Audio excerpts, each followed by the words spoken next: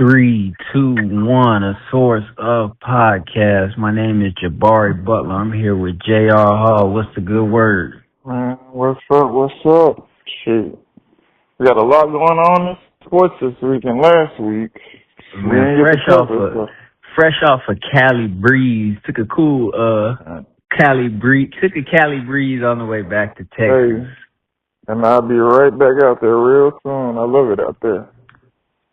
What's the good word? Man? Yes, let's get a good little birthday week.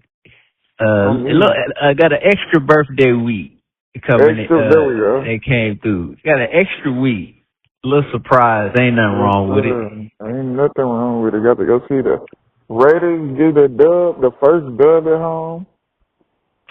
Think I'll be going back there. That stadium and that just the vibe around the stadium before you get there. Oh, that's fun.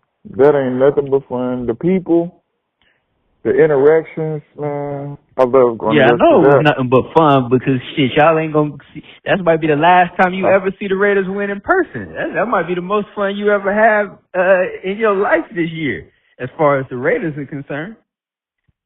Just know I got to see them win more games than y'all did this year. Than y'all did last year already in the fourth week of the year. I don't know. We might have to check the stats on that, buddy. I think y'all might have got y'all second win, but I ain't gonna let you get too ahead of y'all. So if y'all still got some work to do, but let's go ahead and get to it though. Let's get into this.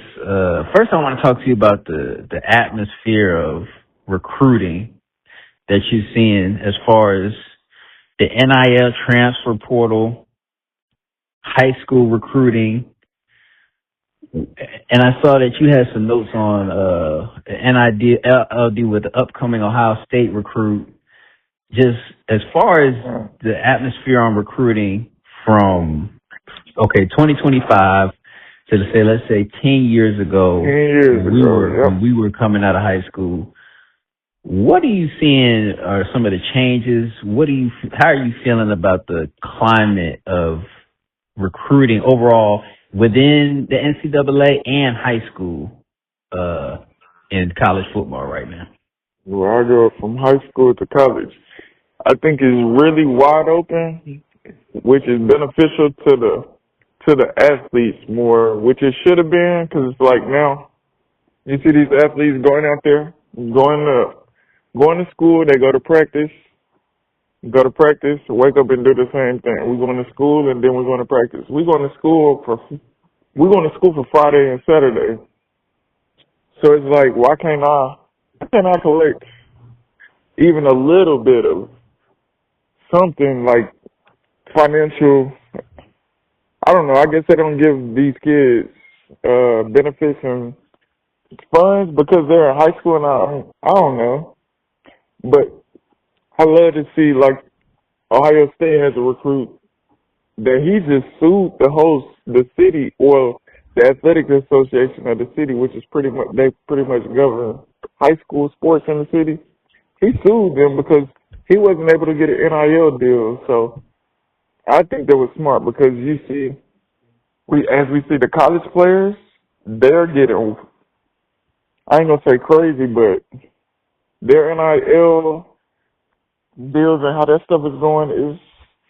I guess that's the one thing about college football that always felt a little bit off to me. Like, these players are all over 18, all over the age of 18. These are legal adults. The thing about high school, I can see they're providing the value, but these are still minors. And the thing is, it's like, you still got to pay. Okay, say a minor's doing a television show or a movie, you still pay him just like he was a normal adult.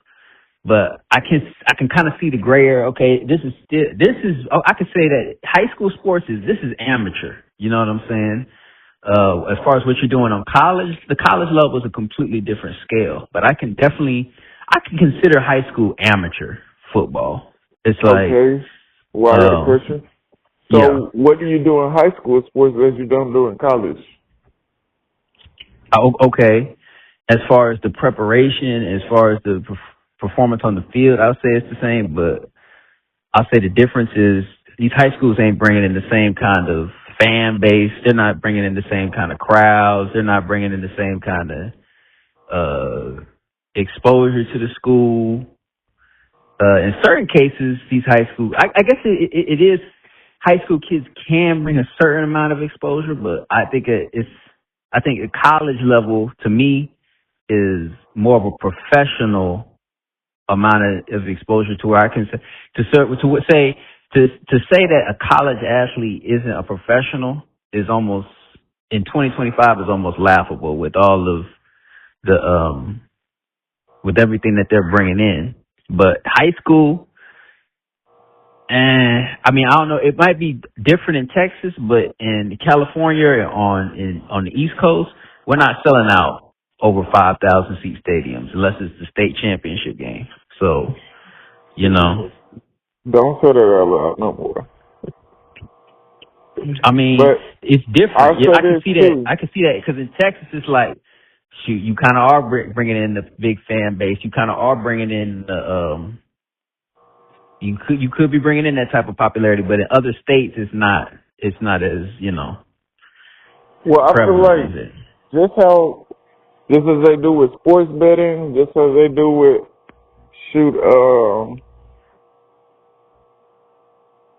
well, I don't know what I was going to go there, but I would say, well, shouldn't their parents or somebody receive some type of, because most of the time, well, I know out here in Texas, they're using your images. They might use your name on their school stuff. So it's like, dang, y'all making money off of me for real. Either let me get some or shoot, give something to my parents, even if it's not substantial, just whatever it is, because you are using my picture around city. You are using my picture on the internet and website to attract people, attract coaches, viewers, and all of that. So that's always been a question to me. If I can't receive the money because you think I'm too, quote unquote, not going off of what you said, but you think I'm too young or too, so how am I supposed to learn how to accumulate money and work with money? How am I supposed to just, with that much, how much they're getting now, that's going from $0 pretty much. I'm going living off my mom and dad. So some of those kids, they're making more money than their parents as soon as they get out of high school, and they don't know what to do. So I think that will also help them. Another thing is, it's like you only have such a window to make this type of money. I guess that's another part of it too. Like, I can probably always make this type of money until the NFL, what's the average, even if you make it to the NFL, what's the average lifespan of an NFL player in the league? What, 3 or 4 years? So that's like, 3 or 4 years where you can be making a significant amount of earnings to where, I can see that, hey, you can make that money from, hey, he blows up and he's 15, he's a nationally viral top recruit, and he blows up when he's 15. That's a lot. That makes a difference if you're getting that type of money from 15 to 24. That could set you up basically for the rest of your life. You know, right. That's life. That could be life changing. You know. Yeah. So it's I think it's really good that those high school students. Well, I think it's really good that they allow college to start doing that. So that was a step in the right direction. And then now, shoot, we might as well gonna do college. High school students. We got high school kids we know is going to probably going to every year we know 2 or 3 that we're like, okay, they're gonna have to watch out for him in the draft because we're overlooking their college career. So I feel like, man. And honestly, I think it's getting to that point, but I still think it's a little bit like I say the college game is just, it was so blatantly obvious for so many years that they were getting so much different streams of revenue off of these players. And from so many different jerseys, tickets, extra merch, school promo, ticket sales, video games, TV sales. Money every which way and not giving them nothing. That's like, but are high school kids, how are we judging what the high school kids are going to be made? Unless they're playing on, certain kids are playing on ESPN, but these kids aren't playing on national games every week. These kids aren't, they're not really selling out jerseys. I mean, they might be selling out jerseys in Texas, but outside of Texas, people really ain't selling out high school jerseys. People ain't selling over 5,000 seats in an arena, really over 3,000 or 4,000 in an arena in high school. So it's like, how do we kind of judge the value of these kids? But it's going to get to a point. The game is growing to a point to where it's going to get. I think it's pretty much going to be as obvious as how valuable these high school kids they are in college. I think that's where we're heading eventually. I'll say this, and I think I'll be done about it. We got to eat every day, right? So my thing is, what value, if I got to eat something, what value does McDonald's hold over? You still got to eat no matter, hold over Outback Steakhouse or something. You still got to eat something. I don't care if it's a little or not.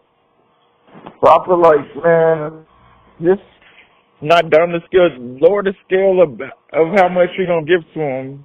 Lower the scale to their production, how much production you might see out of them. Because I feel like, man, I'm out here working every day more than a regular student.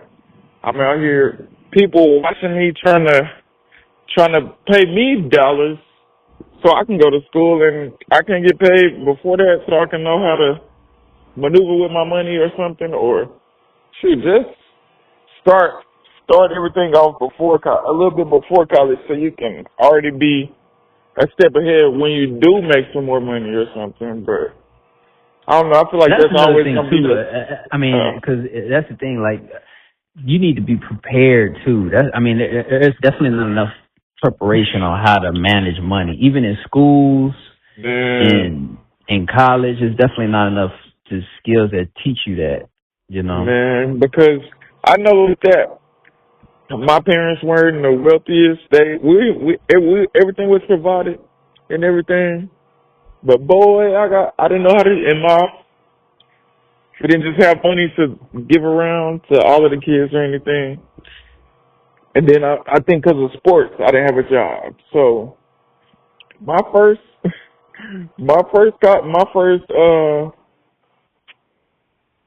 scholarship worthy check that we get every 6 months? Every half of the school year. When I got my first check from college, I had my check spent. I didn't know how to do nothing with money. I think I might have spent more money than I had. It probably in one week, if not a day.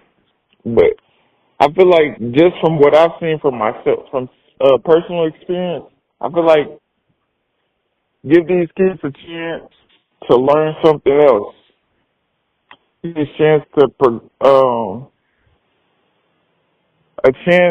go out to college and just enjoy themselves. Not have to worry about so much.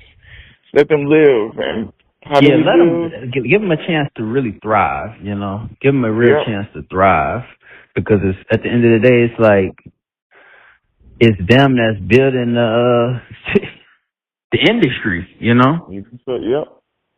So instead of having a couple people, maybe one or two people grease at the top, maybe, spread the wealth a little bit more. I think that's the thing in sports. It's kind of, you never know how much these owners are making, or these schools or these institutions, They don't give you, they don't put up, hey, Jerry Jones just made $1 billion this year. Penn State just made $3 billion this year. You don't get the numbers of the schools and the facilities. You don't really know. As soon as all these kids' NIL deals are getting put out, everybody's NFL contract is getting put out, but these big schools and teams, it's a mystery. So it's like we don't even know the numbers. We don't even know what the numbers are. That's the thing. What are the numbers? We don't know. They just giving out basically what they want to give out at the end of the day. Exactly. They only know one side of the story and can only give us one side, and we don't know if it's the truth or not. But speaking of recruiting, want to make a transition approximately 10 years ago into late 2016. I was just leaving ACU. Want to talk about the Penn State situation. Just leaving ACU, transferring to Penn State. Wanted to talk about my experience with Penn State from that moment up into the current situation to where we have a new head coach in Penn State, not James Franklin and Terry Smith. So I just probably want to start off with Franklin. I want to give him his props. He's very good at building an efficient company. Like, if he was he could be a CEO, he could be your governor, he could be your he could be your boss. Hell. So he's a great politician. He gonna sell the dream. He gonna get your mom. He gonna get your mom and say, I have 85 sons. I have 100 sons. I love. Okay, yeah. Let you mess up this kickoff, or let you mess up this punt return. Guess what you turn into? A stepchild. You know. But definitely does a good job with setting up the just putting a production together, putting a institution together, putting a brand together. I think the best thing he did was he rebuilt the brand of Penn State. But I think his downfall this year was exactly it was the same thing that he's been doing for 10 years, making bold promises such as I have 100 sons until you mess up on the field, and you know what happens. But making bold predictions and not living up to expectations. When he came out there at the end of last year and said that, let me look up. He said,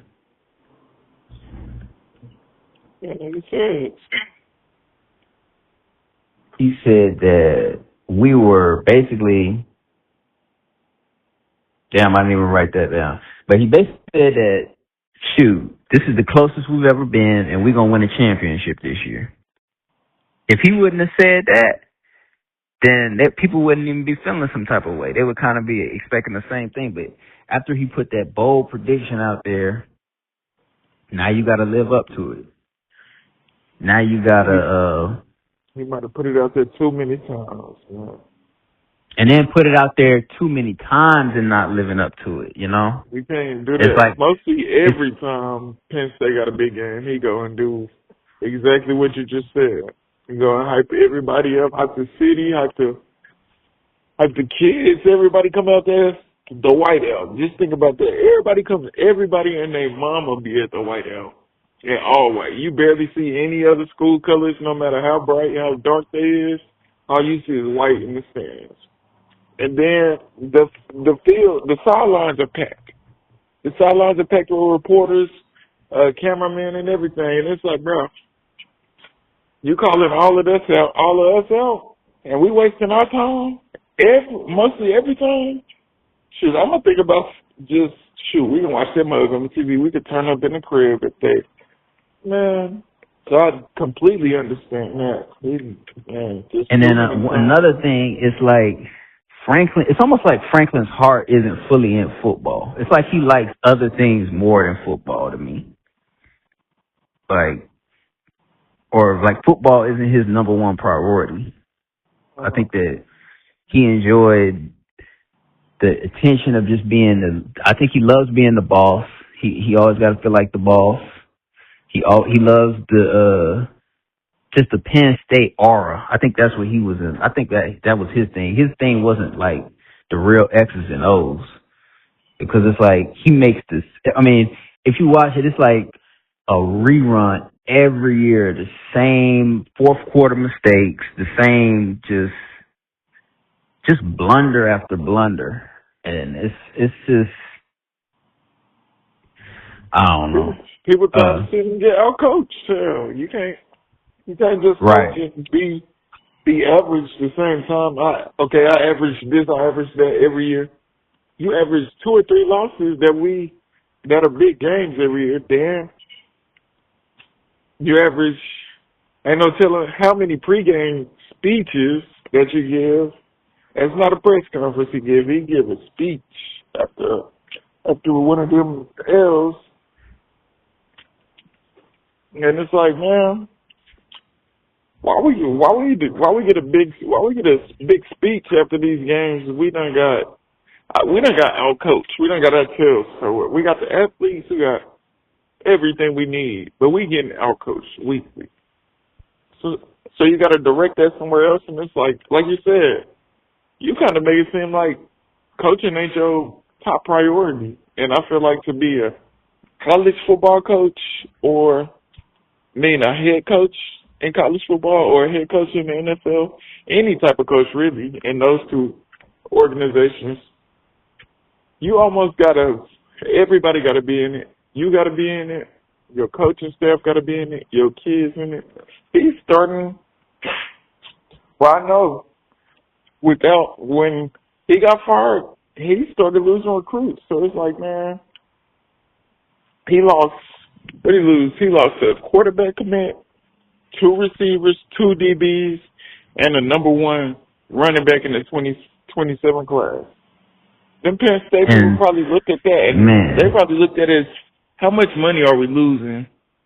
Then it's like, man, you're doing this, and the trajectory we're supposed to be on and trajectory we're on, it ain't living up to par. So we gotta do something different. Yeah. And you could see it at the end of the game. It was like, you could just see it. It was hitting him. You could tell he knew it was over. And it's like, it was like the opposing team shot a 3 and hit their mug. It was the buzzer. It was like he was almost in like deer headlights. He was shocked. He was totally shocked. After that Northwestern game? Boy. When I'll say this, when he first got there, he got his recruiting game was insane. Yeah, who are those big, like he pretty much had the number 1 pick in the draft 2 years. Those DNs, what's their name? The one that played for the Micah Parsons. Micah Parsons. Then he had the guy for the Giants. What's his name? Oh my God. Jesus. Oh my goodness. That's crazy. Anyways, he had pretty much the top D lineman. They're playing immediately as they get to the NFL. So it's like, man. And that's the thing. Franklin was winning in the off season. He was winning in the off season. He was winning, going out and selling parents their dream, getting those big players. When he was winning with those recruits, man. Those recruits were. I'll say this: when you playing on a defense with Micah Parsons and Odafe Owe, it makes your job as a cornerback a lot more fun and a lot easier, and it makes your job as a coach a lot more fun and a lot easier. A lot more easier, yep. For everybody on the field. And it's like, okay, when he lost his juggernauts from last year, when he lost his juggernaut in Tyler Warren, and he lost his juggernaut, I can't forget this name for the Giants. That's crazy. Neither one of us can remember him, but we know where he is. He on the Giants deal, not next to Lawrence. God damn, what's his name? JB. It's bad. I'm bringing it up right now. That's all right. Shoot. I can't even. It's right at the top of my head, and I can't remember it. Michael Parsons. It was. Not Tyler Newton, not Kayvon Thibodeau. Who in the world is his name?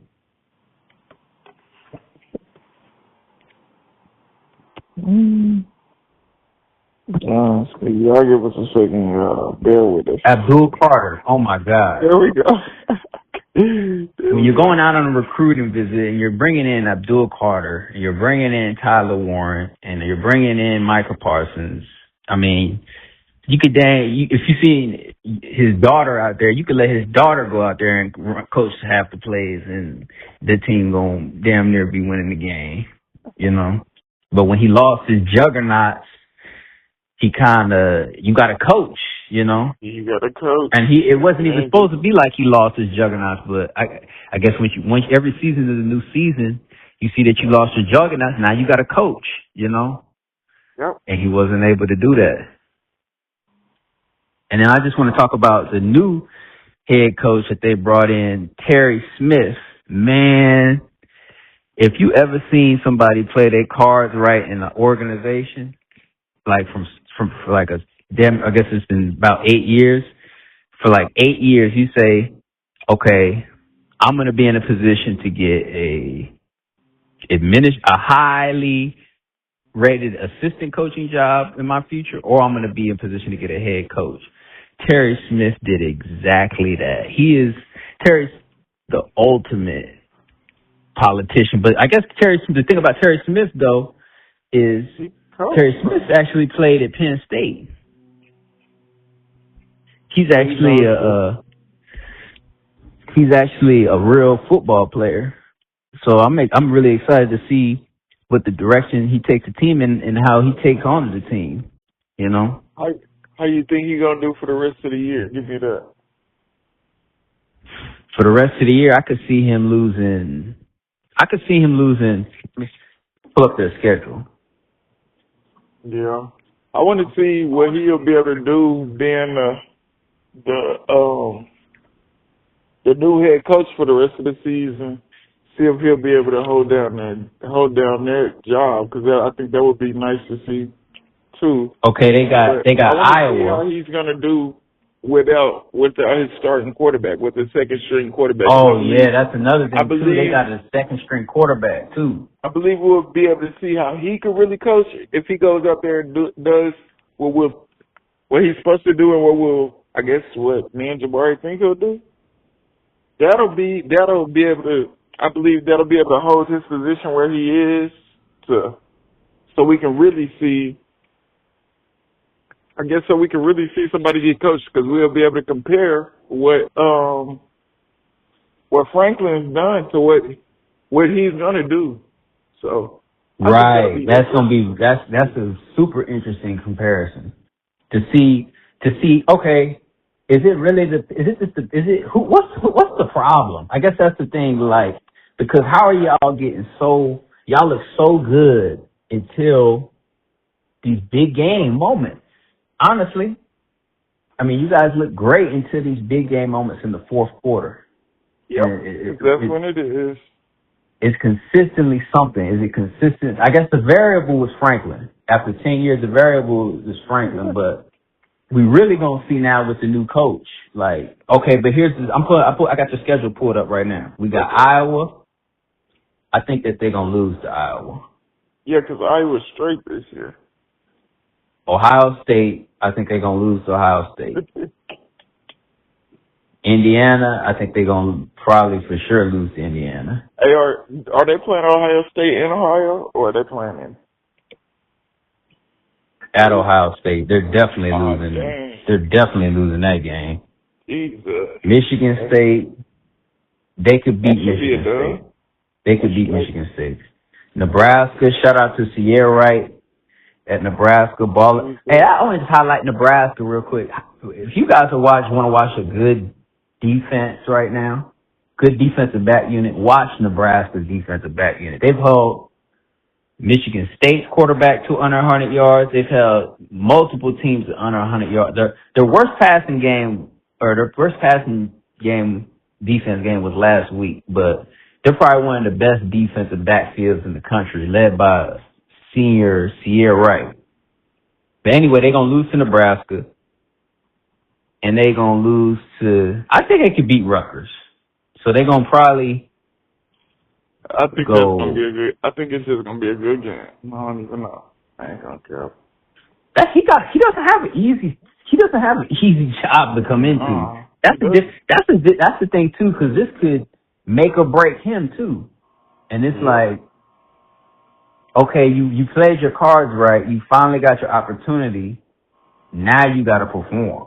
You know, yeah, you gotta I think that because knowing him personally, I think Terry Smith has been waiting his whole life for this moment. Ever since he got done playing football, I think that this is this is his Super Bowl. This is his shining moment. He's a lifetime Penn Stater. I mean, it's like, where do you even go after this? Where does he want? He would stay there for the rest of his life. So this is his life right here. Jason Kidd after he won that championship on top of the world, boy. He didn't even know what to do next. Man, what? He been waiting his whole. I mean, he been praying. He been scheming. He been doing everything. I mean, he did everything. If you want to say it from a Penn State perspective on how to move up and play your cards right and he had the discipline, he had the vision for it. And I think he probably knew that this was a possibility coming soon, and he just stayed in there. He stayed right next to the man and he stayed. The thing about Terry Smith was he was so smart with Franklin, because he stayed next to him. He did everything Franklin's way, but he was still able to keep his identity too. So he didn't never lose the players in the locker room totally. He wasn't the nicest coach in the world, but he was somebody that was he plays his favorites too, but he gonna keep it to a certain point. He gonna keep it real with you, and he gonna basically let you know that he's doing this for. This is what he tells everybody in the room. Look, I do this for my daughter. He got a daughter that is she has like a disability. So he said, I do this for my daughter. I don't care about none of y'all. I do this for my daughter. He'll tell you straight up, I don't care about you. He told you that. He'll tell you straight up, I care about putting food on my family for my daughter. I do not care anything about you. And straight up, I'm gonna play my cards right. And that's how it should be. Shoot, keep it 100 with your players. What you do it for? Who you do it for? Yeah, I think. And honestly, we can compare that to Franklin. Do you respect that more? Hey man, listen, I got a disabled daughter at home. I don't care about you at all. I like what you do on the football field. I do not care about you. I care about my daughter. Would you rather that, or you want somebody? Hey man, I have 100 sons. I have 100 daughters, and all of you are my sons and daughters. Now, who gonna seem more sincere saying that? Because I guarantee you it's going to seem more sincere telling your kids. And I'm pretty sure he don't mean that definitely, but it's like, that's what I'm going out there doing it for. Yeah, I'm going to be here with y'all. I'm going to spend time with y'all. We're going to have to give each other time, but y'all getting my time because of this. Y'all getting my time for this. That seemed a whole lot more sincere than I have 100. You don't have 100 kids on your roster, dude. What are you talking about? Because these fans, they ain't fooling with you anymore either. Man, these fans turn on you in a heartbeat, man. I mean, I've never seen anything that vicious before. Like, he was walking out of the tunnel. He's standing outside just taking it in. And he always walks out in the tunnel with his daughter. He has to stop his daughter, and he has to tell his daughter, go on ahead, because they finna go crazy. So he had to stop his daughter, tell his daughter to go ahead on in the tunnel before me, so I can take these boos on by myself. Getting booed into the locker room. Like, I've never seen no coach get booed off the field like that. Nobody. I've never seen, like, have you ever seen anything like that? Can you even not physically with my own eyes, so I know that's more, like, I guess you could say eye-popping to see and hear. That speaks to the disrespect, the respect level for black coaches, too. Because, like, you think you would ever see a white coach getting booed off into the locker room like that? Like, it's almost like a lack of respect thing. Like, at the end of the day, he did a lot for the program. He brought y'all back from basically shambles to being, he built the brand up. Maybe he didn't get all the wins that he was supposed to, but he built the brand up, and he won a Big Ten championship, and he brought Penn State back into some sort of relevancy to where y'all can go get recruits to where y'all have different players in the league that's doing great things and is bringing even better attention to the program. So, you know what I'm saying? I said about the respect thing.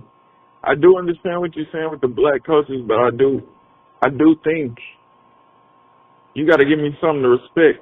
Because I'll say in this way, if I'm giving half of what I got to the show, or you giving half of what you got to the show, and I can see that with my own eyes, I can hear that. I'm be like, dang, what's up with that? Like, should I be taking I that don't as think that. I don't disrespect? think it. I don't think it's an effort thing for him. I think it's just it's a football thing. At the end of the day, I mean, it's a football. It's really not a. It's nothing about his intangibles as a human being. It's just a football. It's literally a football thing. Like, I don't think he's a level of a football coach that can just get the job done. Really, I mean, That's what I'm saying. How can I respect that if you come in talking big, you come in talking about you're my family, all of this. Let somebody come in when I was a kid, and my parents were divorced when I was a kid, so my dad let somebody come in with my dad or my mom telling me I love y'all and I do this and all of this. Then every week, every 2 weeks, something going on. You cheating, you texting somebody else, you sending pictures, you on social medias. How am I supposed to respect that? so you're saying he lost his respect with his actions type deal, because Yeah. he lost the respect with the expectations he set. I think that's a part of it too. That's a part of it too. But I mean, it was vicious, man. I mean, it was vicious, dude. Like, I haven't seen that much hatred from a fan base, a college fan base, and I mean, on your own field, in your own stadium, like, that's just a little bit wild to me. But anyway, you want to go ahead and move on to some more sports, some NBA? Sure, we can talk about the NBA, man. Man, I think we're gonna have the preseason. I think that mug is over today or tomorrow. So the regular Preseason over season, with, baby. It's time to get yes, cracking. sir. Time to get that mug going. The Lakers versus Warriors. I'm ready to see that. Cause I feel like last year, the Lakers didn't think the Warriors was gonna be with it as they was, and the Warriors, I believe, if they wasn't right there in one of the games they ended up beat the Lakers. So I know the Lakers not feeling. They remember that. I know they remember that. So I feel like both teams gonna come out and play hard. Hopefully, I'm a Lakers fan. Go Lakers. But hopefully they play good. Hopefully they come out shooting how they been shooting in the preseason, because man, they definitely wasn't shooting how they been shooting in the preseason, how they been shooting in the last couple of years. I got a take that's probably gonna piss you off the muscle. Can I give it to you? Yeah, what's up? It's gonna get you mad. I What think you gonna say about I think LeBron has brought back the relevancy in the NBA, but with his longevity. I think he's elevated the game. The way he's been playing in his last couple of years, he's elevated the whole game of the whole NBA. Just because he's brought generations of people back into the NBA. Because think about it, when your favorite player retires, you kind of lose a generation with that. Like, a lot of people fall off of the game. Like, with LeBron coming back and playing as hard as he does every year, I mean, I guess, and that goes back into the conversations with the owners and everything, with the equity. This is what Steph was saying, like, with as much as I've been made for the Warriors, I should have equity in the company. Like, I forget about the money. I should have equity so my kids should be benefit. I should benefit off of the Warriors organization for the rest of my life, no matter what. And my kids should be benefiting off of this, So it's like, I think that LeBron, man, he's kind of saved the NBA and kind of took it to another level now. Because this is because think about it, he didn't extend it. People, the audience, and then he just played so long that it's like two new generations, damn near three new generations of NBA players that are in the league while LeBron is still playing and dominating in the league. He's not dominating. Turn up, please. He's not. He's not doing it. Well, what do you think? What do you think about that overall point? That overall. He's still playing at a high level, but I need to see more production. You can score all the points you want. You can do whatever you want. But if y'all not winning how you should be winning, I'm not trying to see that. And I don't feel like the Lakers have won how they should have been winning, except for 1 year, and that was the COVID year, I believe. So it's like I need to see a little bit more with LeBron. Okay, what do you think about as far as him keeping bringing the relevancy back into the NBA, making it more exciting by keeping generations watching it? And because think about it, I even say it goes. I even speak for myself personally. If LeBron James was not playing this year, I would not be watching any basketball. You know me. I would not be watching any basketball until December if LeBron wasn't playing. LeBron's playing still. Oh yeah, you're gonna have me catching some November games, some, you know what I'm saying, some December games. Like that's a big deal, yo. Like that's a big deal. Instead of and then while LeBron's playing, it's like, okay, who is this new Jalen? Who's this Jalen Brunson? Who's this Shai Gilgeous? Who are all these? And it's like, who's this Luka? Who's this Wemby? Now you got a Wemby in the league. You know what I'm saying? That's like, I don't think you've ever seen. I'm just trying to figure out what did LeBron have to do with them? I said his longevity, the way he didn't. I'm saying, like, what does it mean? It means that people are still watching the game that was watching it in 2003. Because he didn't build that. I think if you were a true basketball fan, you're gonna watch basketball every year. I don't know. Right. Oh, well, that's the point too. That's the point.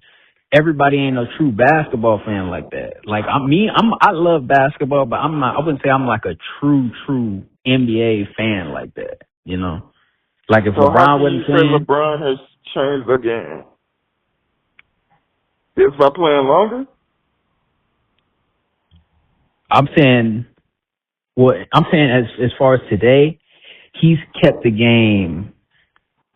He's kept the NBA because he kept playing and allowed multiple so it's like he kept our generation and generation before us invested, and then brought along all these played and stayed relevant through all the new young generation of talent. And you're able to see a old replica from the early 2000s play with the Wembys, playing with the Wembys, playing with the Shais, and what is that doing on the court now? That gives fans a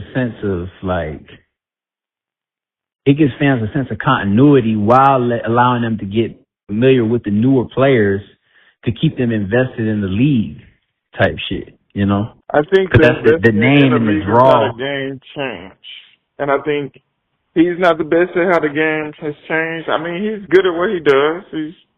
You can say he's great at what he does because most people say he scored the most points. He stayed in the league the longest. He's got 4 championships, but I think the game has drastically changed.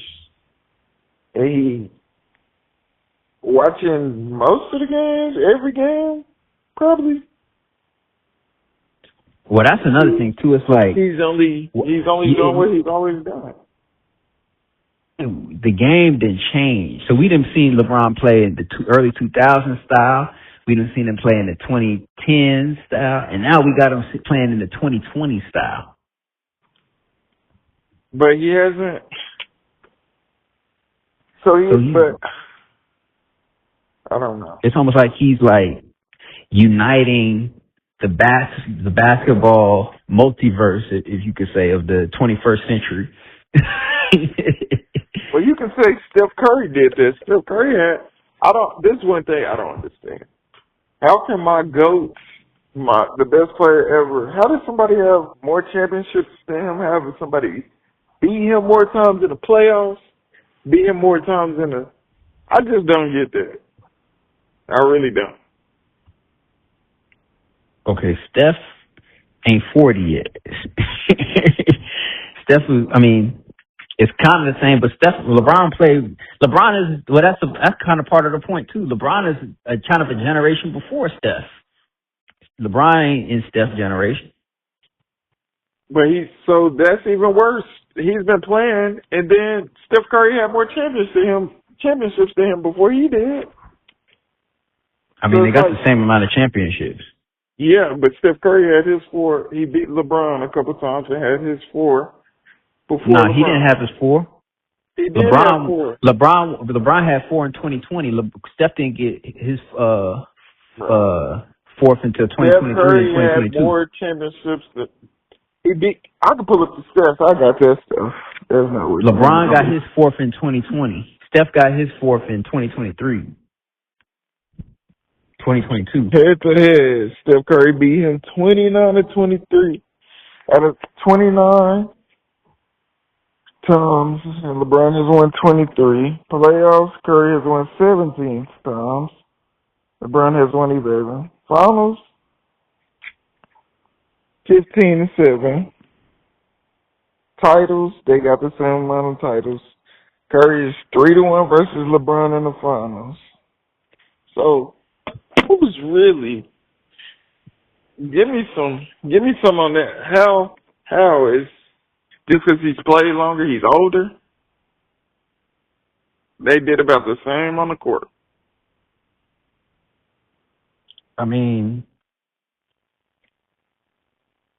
If you just counting championships, but it's more to the game than just championships. They got the same amount of championships. LeBron's played longer. LeBron has done everything he can possibly do in basketball. I don't think that would be good to say. LeBron played longer. It's not just about championships, bro. It's about basketball. So you telling me Steph Curry didn't change the game? You ain't seen nobody shooting threes from halfway between. Steph ain't changed the game as long as LeBron, man. You got to respect as long. I guess at a certain point, you got. The game, my point is, I'm not trying to compare Steph to LeBron. I don't even think that's a good comparison. To be so real, they're not even the same type of player. They're not. What is it? Steph had way better. Steph had a way better situation. No, that's petty arguments. That's a petty argument.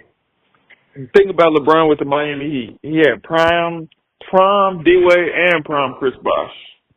Both of them was in the MVP voting a couple of years before and after they got with him. Then he won 1 championship, 2 championships with them. It's more to basketball than just championships. If we're talking about just championships, then shoot, Bill Russell is the best player of all time. Don't compare nobody to Bill Russell then, because Bill Russell got 11 championships. Don't say LeBron is the best player of all time. More than. I'm not saying it's all about championships. That's what you're saying. Why is it not though? That means you're winning, and they're the leaders of the team. Which means, bro, they progressing the team. You can't win the team. You can't win a championship by yourself, bro. So give me a team that was worse. That's LeBron's been on worse than the team with Smush Parker and those guys. Bro, why? I knew it was about to come back to this, bro. What's up? I'm just talking. I'm just asking you questions. Bro, Kobe has Shaq, bro. Kobe, you don't want to argue about Kobe because I can pull up highlights where Kobe dunking on LeBron. Kobe, you said Kobe what? You can't talk about championships. I'm not talking about Shaq. Yes, you can. Kobe had Shaq, bro. Bro, and Kobe was scoring just as much as Shaq. I don't know what you... Go look at the stats, dude. Go look at the playoff stats. I know you didn't look at Shaq that. got 3 Finals MVPs. What does that mean? Jaylen Brown has the MVP with Jason Tatum on the team. Jason Tatum won the MVP. That don't mean squat. Jaylen Brown don't got 3 Finals MVPs with Jason Tatum. But it doesn't mean nothing. That's just in comparison. Anyways, let's go ahead and move on. Cleveland Cavaliers fan when I met your ass. Yeah, when I met you, you was a Arizona Cardinals fan. Hey, he lying to y'all. He straight lying. I said I like Tyrann Mathieu and Pat P. But shit, what you got for the NFL or the NCAA, SEC? Man, got 3 games I'll be watching for you this week. Be watching. I really can't wait to see that Georgia versus Ole Miss game. That's gonna be a monster. Because I think Ole Miss coming into the game and they playing in Atlanta in Georgia.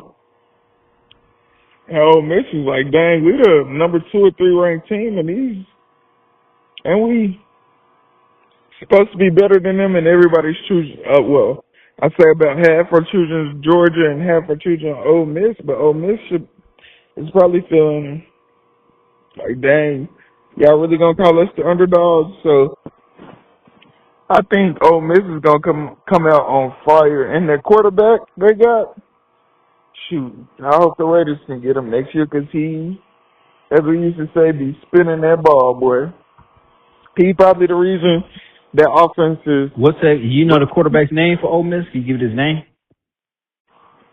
You get them for you, man. But it's like he's one of those quarterbacks. When he goes into the NFL, it's like whenever he does, he might be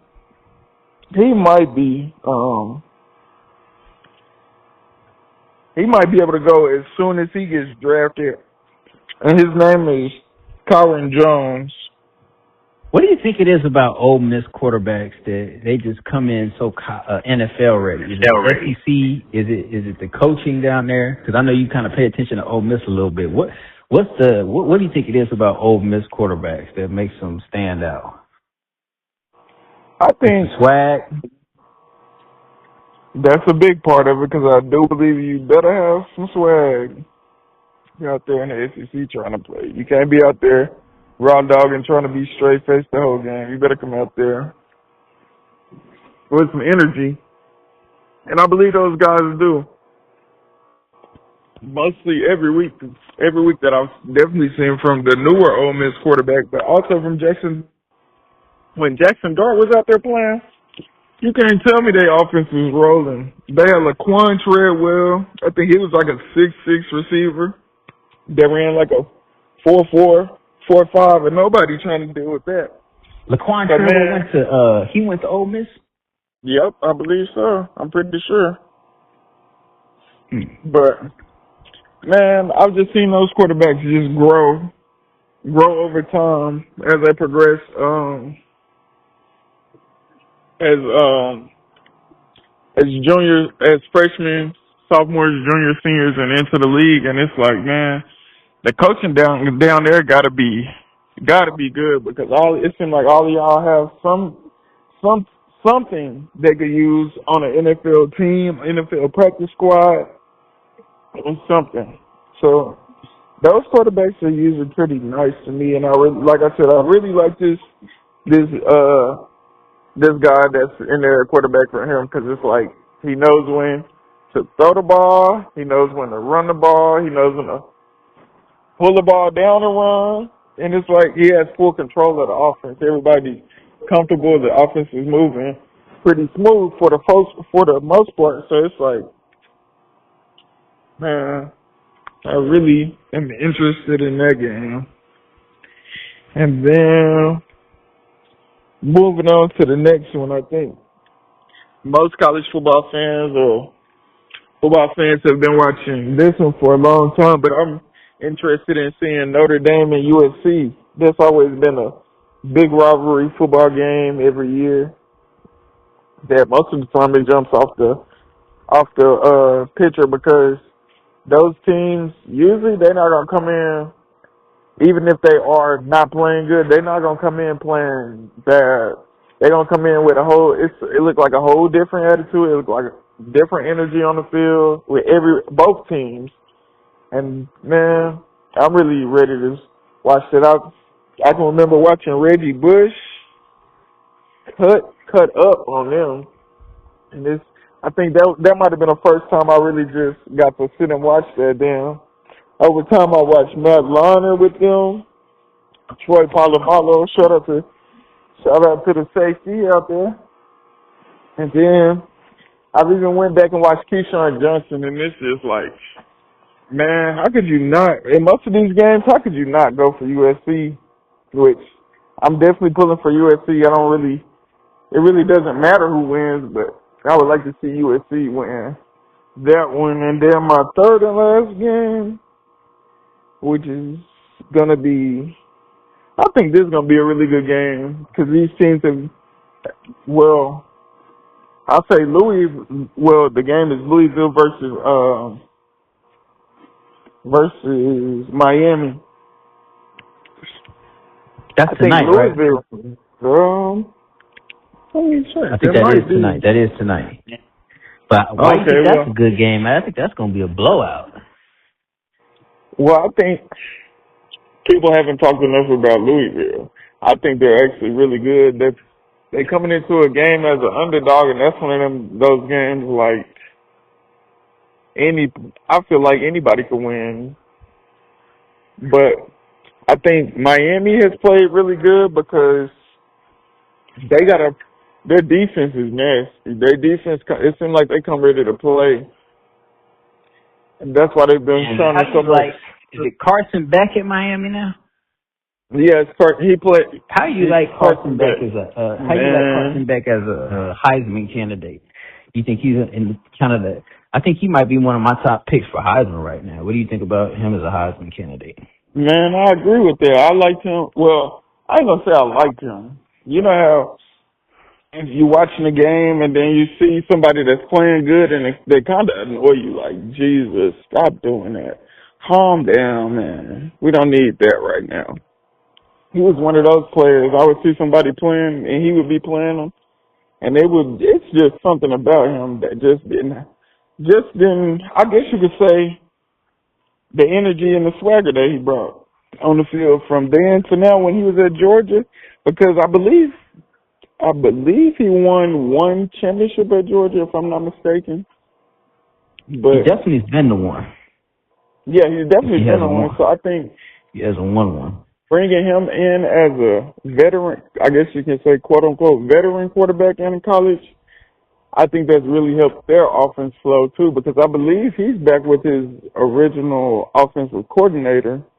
So that's always a good mashup to go with. And I think he just has a hold of that offense. He knows how to control the offense. Like you said, he's a Heisman contender, one of my top choices right now. And it's just because he looks so calm in the pocket, so smooth. It's like, I don't know. For the most part, he knows what to do with the ball. He knows how to create a win, and that's what he's been doing this season.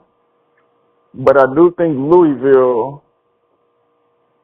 just with how they've grown over the couple of years since, I'm pretty sure everybody knows Lamar Jackson went there, and then I'm pretty sure that kind of kicked them off from getting a little bit higher recruits and getting better players in the portal. So I think they do got something to show, and I think I think that's going to be a pretty big game. So I think they're going to come out ready to play. So we're going to see after the first quarter. It might be still, it's up for grabs, but after the first quarter, it also could be Miami beating them, and I don't think they come back. What else is on tonight? But man, those are my three games that I'm most interested in watching. You know, by next week when we come back on, I'm gonna be telling y'all about more because I'm be watching those. But those are the games that I'm probably gonna put my eyes on, definitely. But And what do you got for the NFL? Who are you looking at? Who's caught your attention in the NFL this man, week? well, this week I think Detroit Lions. I'm gonna pop it off with them because I can talk about their game both ways. The past week, I want to see how they're gonna look against Baker Mayfield and the Buccaneers because I feel like either our team's trajectory of the year could go up or go down from here because they played another tough game. I believe that was on last Thursday night. They played Pat Mahomes and the Chiefs. Pat Mahomes and the Chiefs, I believe Detroit was up on them early. And then Pat Mahomes turns into Pat Mahomes. And he went and got that dub. And I don't think, as we've seen, I don't think after the game, the Lions was too happy about that with the big old brawl and everything. But what happened with the brawl? Oh man, I missed that. It was after the game, and I guess Pat was trying to get a dude his props because I mean during the game we on the field, we got a certain attitude, we gotta do this. I'm not gonna be a friend or nothing. After the game, we can shake hands, we can chop it up a little bit, we can maybe snap a pic or something, go sign some autographs together. Man, after the game, the Chiefs had won, and they explained it. This what jumped it off. They said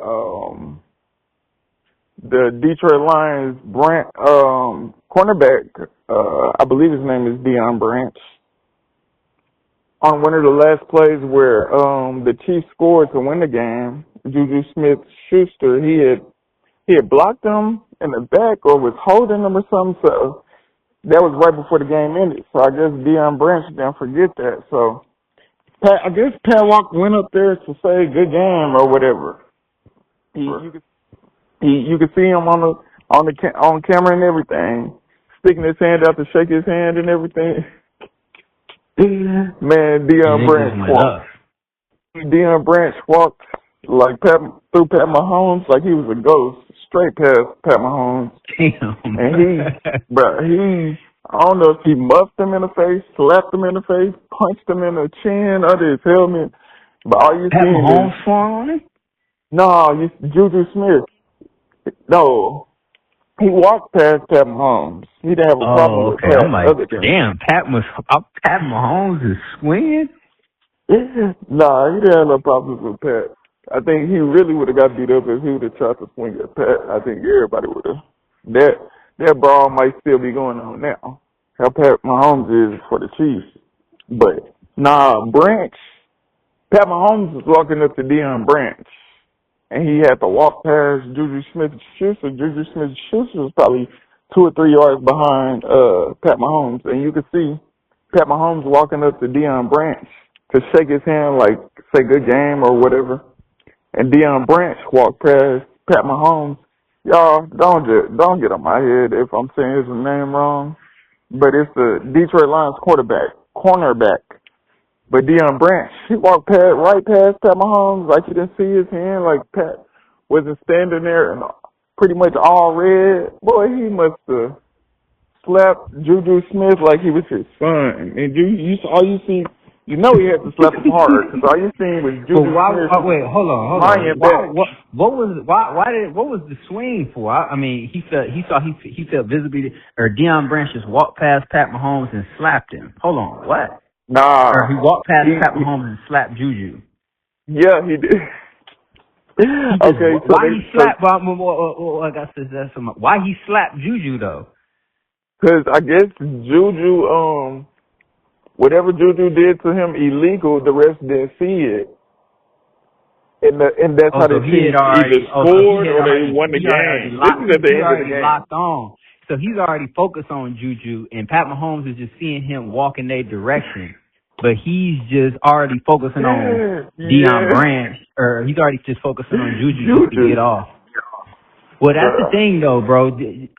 Juju is known for those dirty plays, bro. I don't like that. I don't like all them dirty plays. I don't know. I didn't actually see the play, but I done seen a lot of just late hits, and you done seen a lot of players been retaliated on Juju. He didn't got laid out a couple times. I remember, was it Vontaze Burfict that hit him? No. It was somebody like that. It was somebody that laid him out because of a late type of hit, because he's a pretty tough receiver. He'll go out there and lay a block on you. He'll go out there and he got to be tough the way he got slapped like it was the WWE. Jesus Christ. He'll go out there and finish a block. But I will say, if something going on during the game, like I'm not gonna wait till after the game to get you or whatever. I'm gonna probably go say something to the refs, but especially after the game is over, we can't do nothing. I'm not gonna go for no retaliation. I'll see you next time we play. I know he didn't got fined. Look, Juju not even in trouble. Juju is playing against, I think the Chiefs are playing the Raiders this week.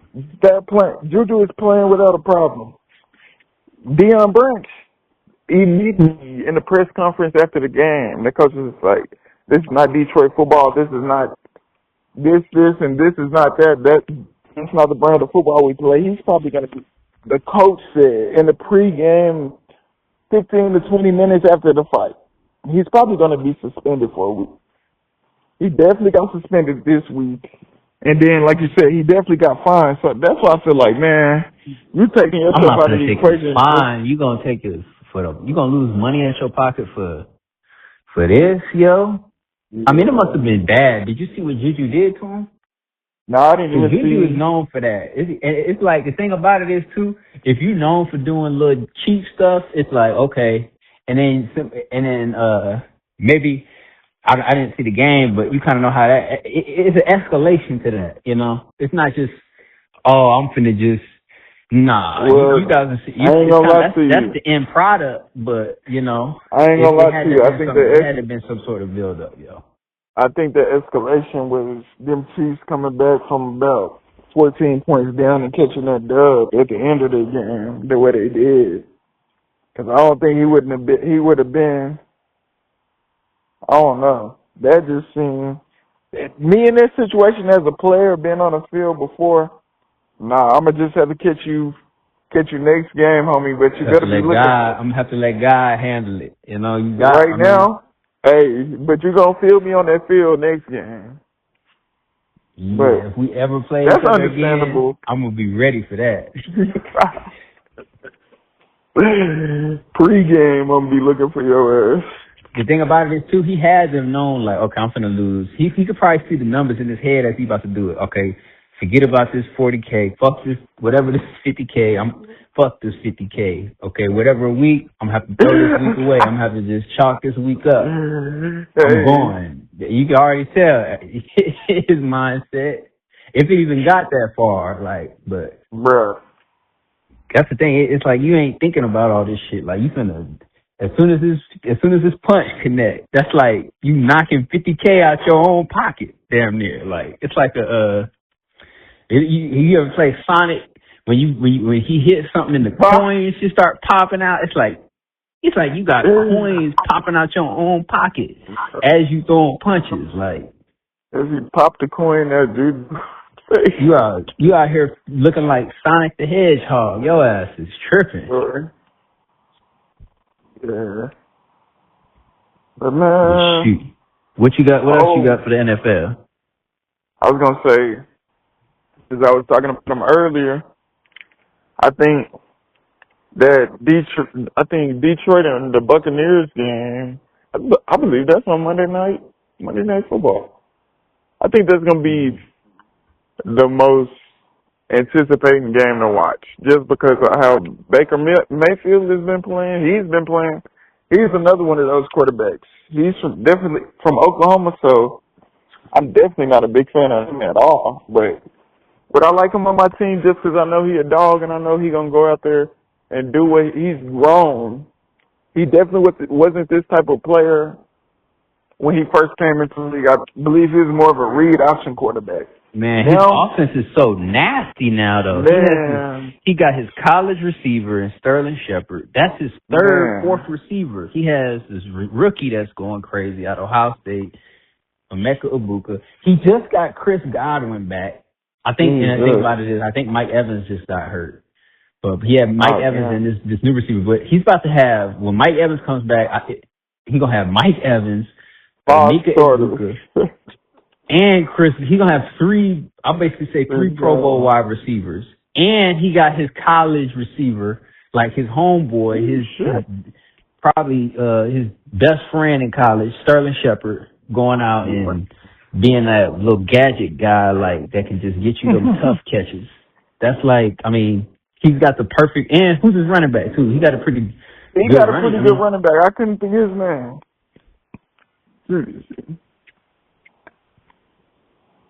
I didn't think that Emeka Ibuka was going to be, I didn't think he was going to be that.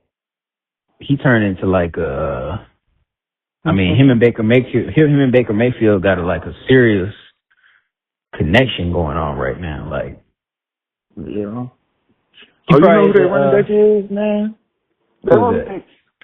Bucky Irvin. He came out of Oregon a couple years ago. Bucky Irvin. So he's catching passes and he's running the ball too. And I think they have a power back as well. They got two backs. That ain't the only back.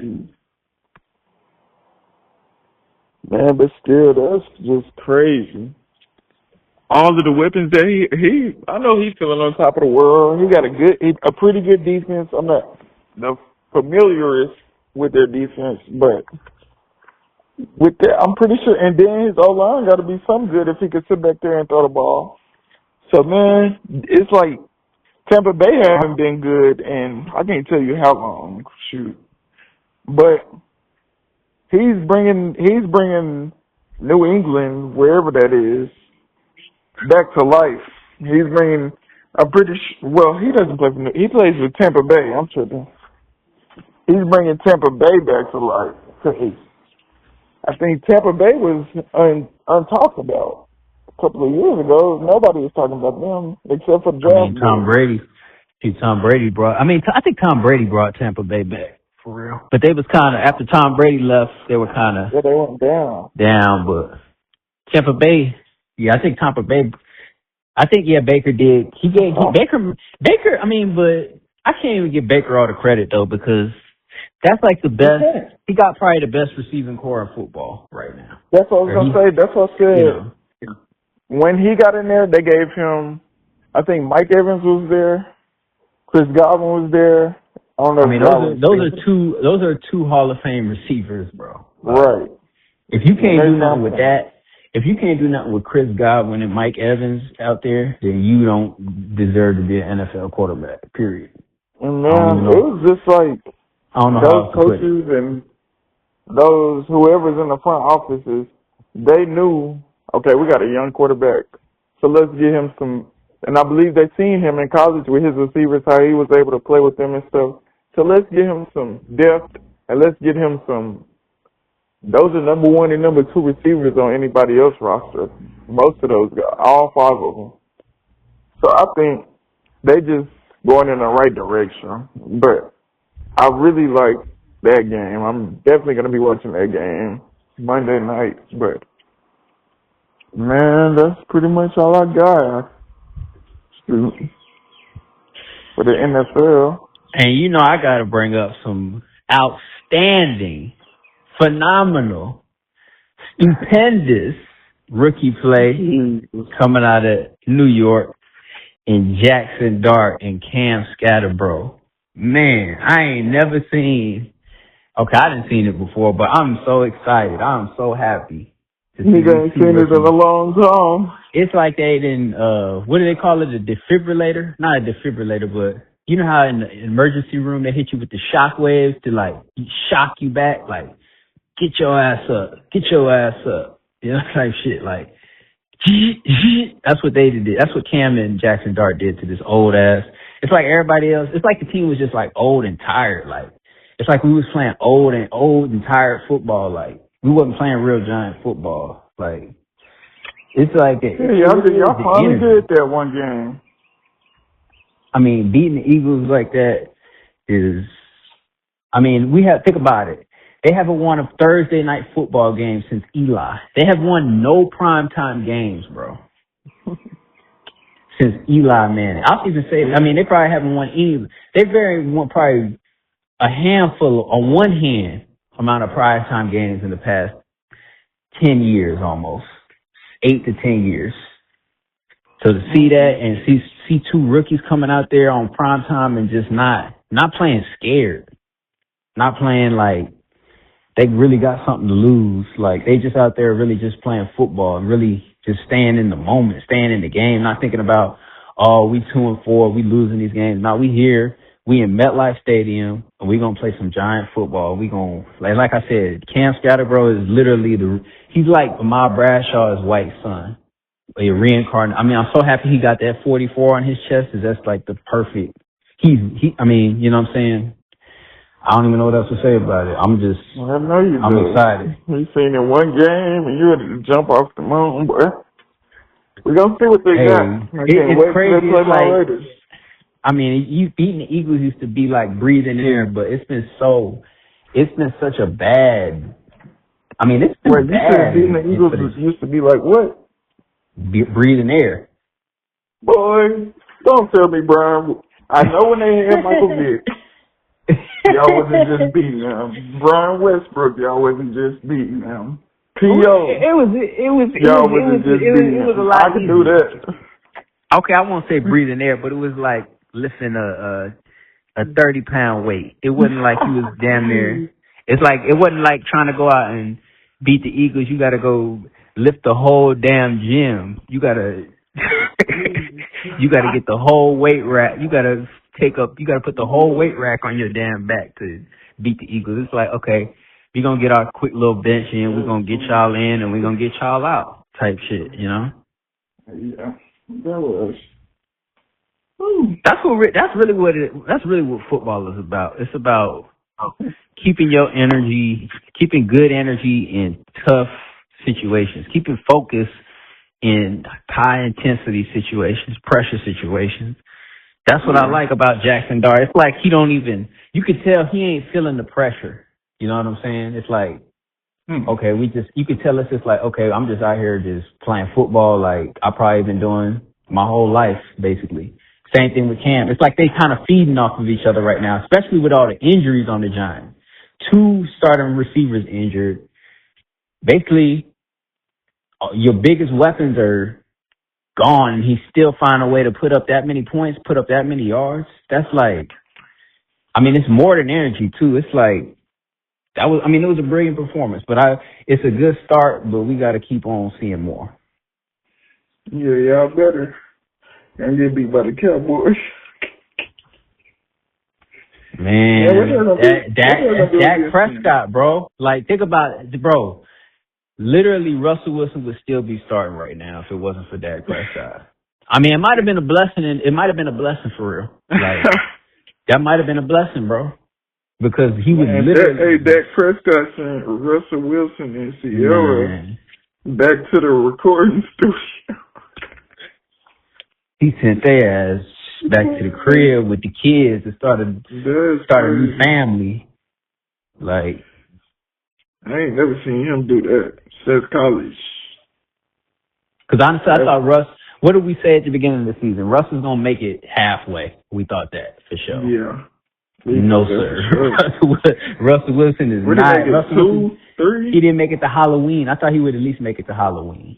He didn't even make it to Halloween, bro. That's crazy. Man. But yeah, man, I think that's... Shoot, you got anything else? No, I just hope that... Other than... I know not too many people watch baseball, but I do. Hope the Dodgers keep on beating the Brewers. Because the Brewers, I think they came in a little cocky because they was the best team in the regular season in the MLB. So they got a whole first series off. They could they could rest. I bet you they was feeling real good. But I think with the Dodgers, that's what they're playing right now in the playoffs. With the Dodgers being playing already during the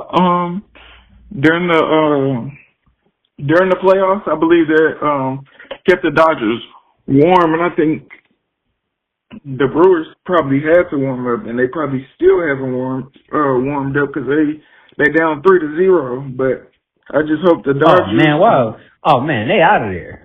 It's on to the next series. I hope the Dodgers can get them out of there as soon as possible, so they can sit back and chill a little bit. But man, that's another team I'm going for out there. I hope the Dodgers win the World Series this year too. But I don't think I got nothing else really, man. We're good. Man, great show, man. We back every week to the season ends and beyond. Well, probably not beyond. We probably going to take a break after football season ends, but we here every week. It's been Jabari Butler. It's been J.R. Hall. It's been a Source Up podcast, man. We out. Yes, sir.